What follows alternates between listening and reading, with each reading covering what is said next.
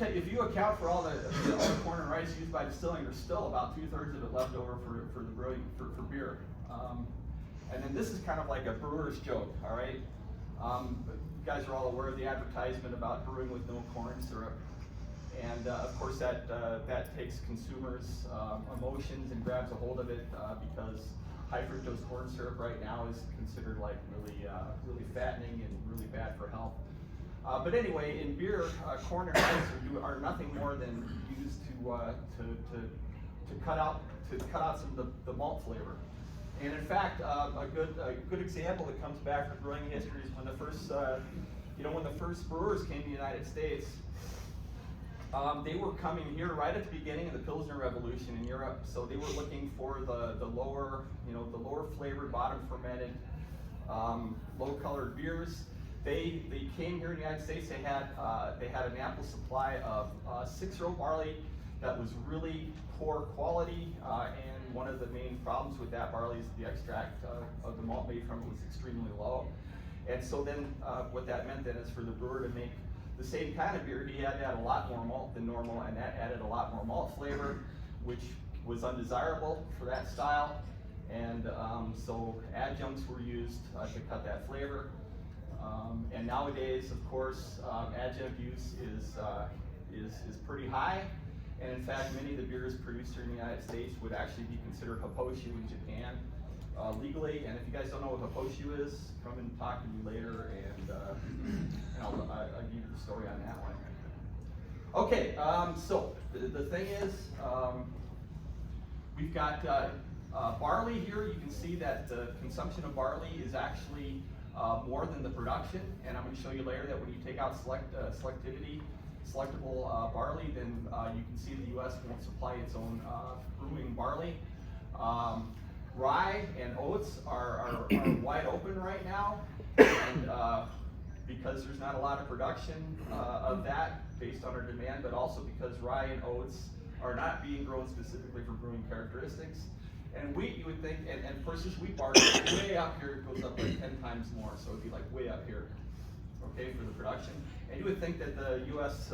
Brewing industry would have no problem getting U.S. wheat for that, but I'll show you some interesting stuff on that as we go. So here's my breakdown of U.S. nation needs for grain. This is annual needs. I was just going to say 10% of this is what Michigan could target, but instead I'm showing you something. This is our demand. I'm making a big leap of faith here in thinking that I'm not going to ask Michigan to supply any rice. But if you guys think that that's wrong, then please come and see me. Okay? But in the end, we're talking about a need for brewing raw materials that would cover about 40,000 acres of production. I think that's significant. And you can see from the total acres planted in 2018 that there's definitely acres available for planting grain that directly supports the brewing industry. And then I'm just going to say it right now, there are premiums paid for supreme brewing quality grains, for high quality brewing grains. And that's where the profitability comes from. Brewing market considerations, quality and price for a brewer are always primary. There will be brewers that only buy the top quality regardless of price. There will be brewers that buy lowest price regardless of quality, and then of course there's everything else in between. But for Michigan to be successful, I believe that we need to be able to develop something that would be like a world-class quality. Locally produced is a great selling point if the product meets minimum quality standards. And because right now there's not a whole lot of growth of some of the grains specifically for brewing, we have an opportunity to actually exceed current standards in quality for those kind of products. Highest quality product gives you a super premium. I've already said that. And then this last slide here is really my is really why I'm really into terroir. All right, I know from past experience that if you grow barley in one place in the world and you grow the same variety in another place in the world, you get two totally different results. So there's definitely a terroir thing, and then you know, my point here is that in the past, in brewing history, there's an awful lot of examples of beer styles being developed just as a result of the terroir, just as a result of the quality of the raw materials that were available at the time. Pilsner is one example. That was really a combination of superior barley, superior hops, and superior brewing water for that specific type of beer. Because Michigan has such unique agronomics here due to the weather patterns, for example, we have to choose a variety of barley that, or a variety of grain that grows well here under those unique conditions, and that won't be the same barley that we chose in Idaho, all right, because it's not going to grow well here. So. I'm also a true believer in single variety. That if you pick the right variety for the right brewing for the right beer, that you will gain an advantage in quality and consistency. So that's kind of my pitch. Michigan climate is not ideal, and I think we've already heard a lot during this about that. But you know, it's all about water and when the water comes, when it rains, and Michigan definitely has to battle these problems of mycotoxins, staining, and pre-harvest sprout, and then also winter kill and winter crops. So when I'm choosing varieties, I'm not just looking at malt quality. I'm also trying to pick the top 20% of agronomic performance, which would be yield and resistance to mycotoxins and resistance to pre-harvest sprout and resistance to winter kill in winter crops, and then I'm gonna call out plump and total protein right now as two quality targets, two things that should be considered immediately. Lower protein is always associated with higher brewing quality, and the same plump is always associated with higher brewing quality. The reason I pulled these two out is because they can both easily be measured on raw grain. You don't have to malt the grain to find out if these pass those two critical steps. I'm just calling this out because I think this is the first step in brewing varietal acceptance for any grain, and with all the agronomic studies that are out there available now, you know, years and years and years of agronomic data, if plump and total protein had been added to those, then I wouldn't be having these talks with you. We'd already have these varieties in the ground. And then somebody's going to say, why is protein so important? And this slide, it's like this slide was made to answer that question. This is actually coming from KBS nitrogen application trials. So the researchers then basically grew different varieties of barley with different levels of nitrogen applied, and this is the result. So this graph is pretty good because it shows right now that as my protein level goes down, my extract goes up.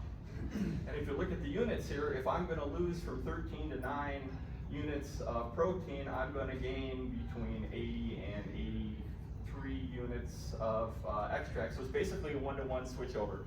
As I lose a percent of total protein, I gain a percent in extract. So if I'm having problems with low extract, then if there's a way to get the protein down a percent, I could get that extract up a percent, all right? Then one last thing that's not so great news. I mean, this is the best extract I've ever seen on a winter barley. Okay, the absolute best. But you know, unfortunately, world-class 2-row spring barley is going to take us up into the 86 range, right? So I'm trying to convey with that we haven't found the right winter barley yet. There's still more to go. One last important thing this shows is that, well, two last things this shows is that variety makes a big difference. You can see that if I chose wint malt, then there is no way that I'm going to get the same amount of extract than if I choose Scala. It's just not possible, regardless of what I do on the farm. So Scala here, TP here, the total, the combination of protein and extract make those definitely more desirable for brewing. And then really super important is that All these different levels here, all these different levels of protein and extract were created simply by the farmer changing fertilizer application. And that's really exciting because that tells me that the farmer owns quality. The farmer is in charge of quality. Okay, so that's lower proteins, higher quality. Variety is super important. Farmer has control of quality. In protein measurements, I just wanted to call this out. Please understand that there's a protein dry basis and a protein as is measurement. Protein percent dry basis, protein percent as is. They are not the same number. If I'm a Maltster and I'm buying on total protein dry basis and I buy some wheat and the supplier says no problem, this protein max is 10%. I get it into my lab and I see that it's really 12% dry basis. Then all of a sudden I have wheat that I'm not using for malting anymore. So please be careful the protein percent units, especially in this industry, because the brewing industry likes dry basis and the food grain industry likes as is or as is corrected to 12% moisture. All right. Very important malt quality targets. I'm not going to go through any of these because I have way too many slides. I'm really interested right now, though, in selecting adjuncts, selecting corn and rice for adjunct potential. And I really think that I'm going to need to be specifying cereal extract because I want to be able to deliver the highest quality adjunct that I can for the price. Barley. So here's the result after I take out my loss due to quality acceptability, and then that's just showing me then that I have to make up about 25% in the U.S. We have to make up about 25% of our barley requirements, and that is mostly coming from Canada. Canada is a major exporter of barley, so it's almost like we've got the barley store, the barley superstore right in our backyard.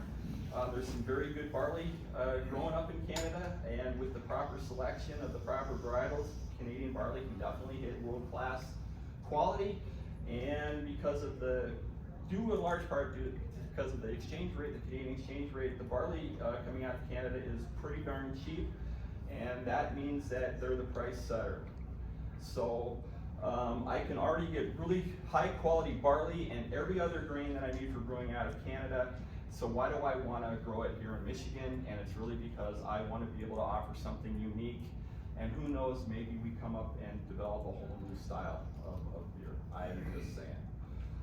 Lots of stories about specific varieties being very popular.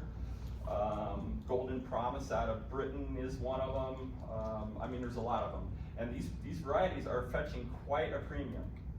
All right, so my vision would be, the ultimate would be, in the end, we have a variety grown right here in Michigan that was selected because Michigan agronomics that makes really good malt, and it's unique, and that people around the world will actually want to demand it because it is unique and high quality.